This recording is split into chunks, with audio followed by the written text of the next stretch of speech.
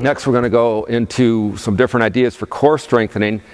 I know there's a lot of ski coaches out there that still, the U.S. ski team, I think, still has in their medals test, they're counting crunches, and I will tell you right now that I am not an advocate of that.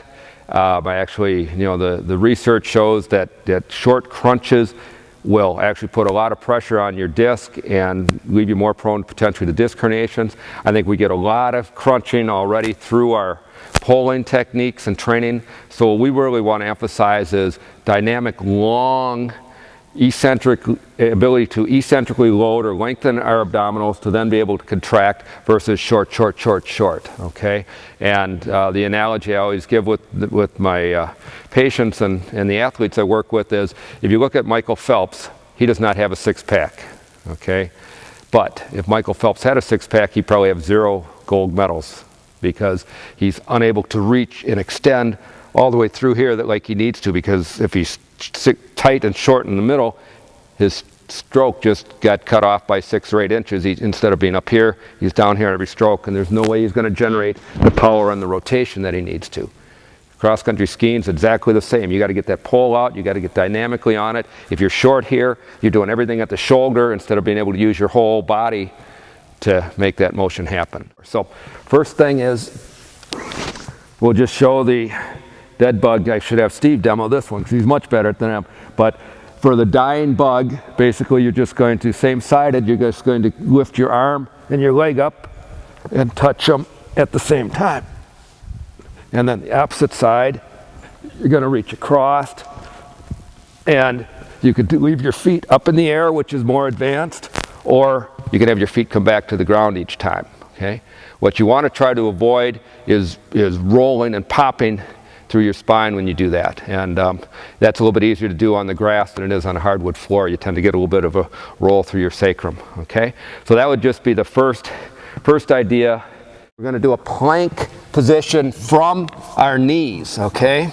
And the reason for this is everything we do is not always about strength. Sometimes it's about mobility. So we can shorten up our levers a little bit, and we never want to hold our plank position. We want to get there, and then we want to move through them. So we're going to do the idea of an upward dog and downward dog by driving my hips down and back, okay?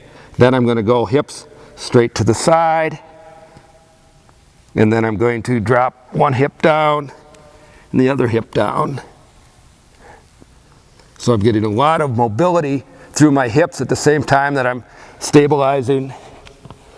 I'm making my core work very hard. I don't kneel very well, too many knee surgeries, so if some of these things don't look as smooth as we'd like, try them yourself and make them look better. So from there, you could do all kinds of additional reaches. So we're on our hands and our knees, and the farther your elbows and knees are apart, the harder your core is going to work. But you could just reach forward, out, under, forward, out, under. Reverse that on the other side would just be an example of some reaches. Okay. Then we make it harder. We're going to go to do the same ideas, but we're going to do them from our elbows and our toes. So now we've got a longer lever we need to control, down and up, and then side to side. On the side to side, you want to try to not let your hips drop, and then rotation, you want to try to keep it as tight around your belly button as you can. You don't want a big swing out to the side to try to rotate that. Okay? From there, the sky's the limit in terms of using our arms and our legs as drivers to make the activity a little harder. So again, we'll do the forward arm reach, reach under, reach to the side, and you can mix up the order. Same ideas with the legs.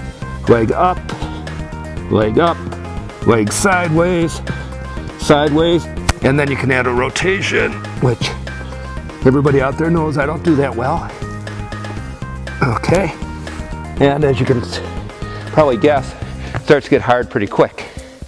Okay, so those are just some basic And there's all kinds of different variations on that theme, but the most important thing is we're driving through our hips in all 3 planes of motion. And if we're driving through our hips, it means we're driving through our thoracic spine, through our shoulders, and we're going to be able to have more muscles helping when we need to apply power to go faster down the trail.